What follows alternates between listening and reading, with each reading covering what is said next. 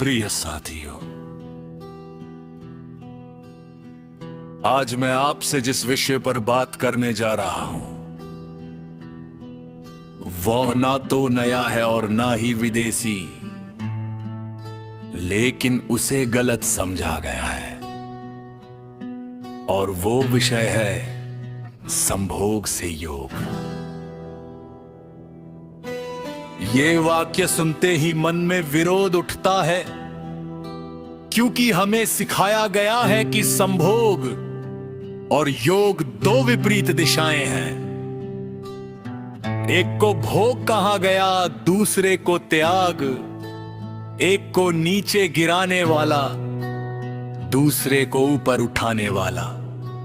लेकिन यह विभाजन मन का है, सत्य का नहीं।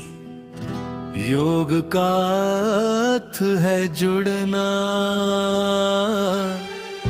अपने भीतर से जुड़ना, अपने अस्तित्व से जुड़ना।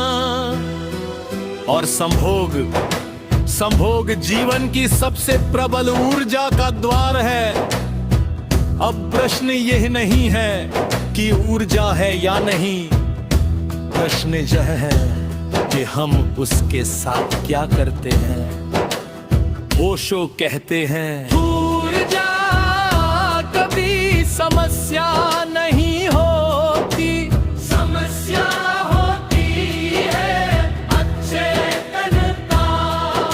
जब ऊर्जा अचेतन होती है वह वासना बनती है, और जब वही ऊर्जा चेतन हो जाती है तो योग बन जाती है।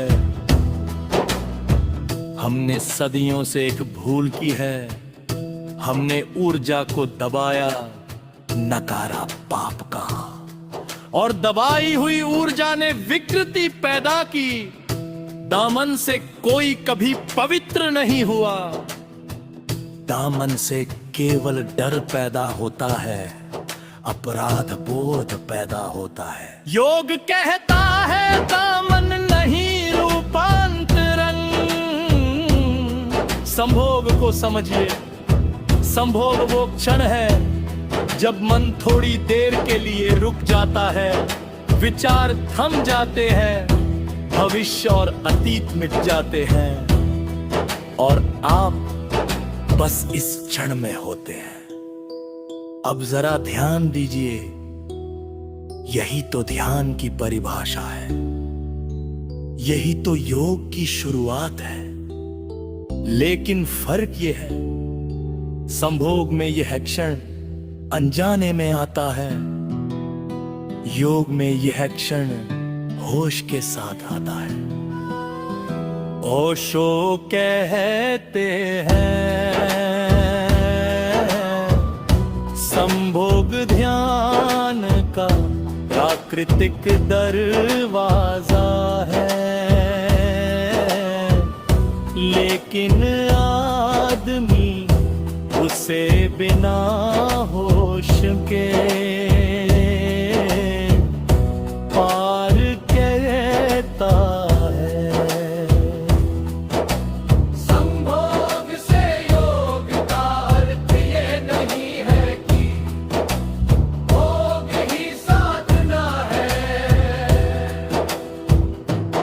इसका अर्थ है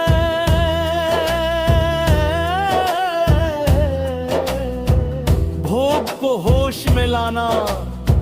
जब संभोग केवल शरीर का होता है तो वह जल्दी समाप्त हो जाता है और खालीपन छोड़ जाता है। लेकिन जब वही अनुभव श्वास के बोध, पूर्ण उपस्थिति और प्रेम के साथ होता है तो वह शरीर से आगे बढ़ जाता है। तंत्र कहता है ऊर्जा नीचे नहीं गिरती, ऊर्जा हमेशा ऊपर उठना चाहती है, लेकिन मन उसे नीचे खींच लेता है। लालच से, कल्पना से, जल्दबाजी से योग सिखाता है सीखते चलो, सचेत रहो। श्वास को देखो, जहाँ श्वास में जागरूकता है, वहाँ ऊर्जा स्वतः बदलने लगती है। संभोग से योग की यात्रा में 3 बातें बहुत महत्वपूर्ण है। पहली होश, जब आप होश में होते हैं तो आप उपयोग नहीं करते, आप मिलते हैं। संभोग में अक्सर दूसरा वस्तु बन जाता है, योग में दूसरा सहयात्री होता है।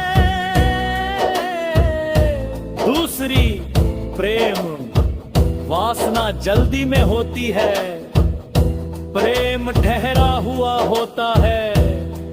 वासना लेना चाहती है, प्रेम देना जानता है।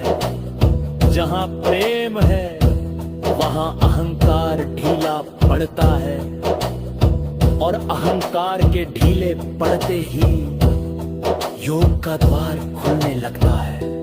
तीसरी, श्वास और मौन।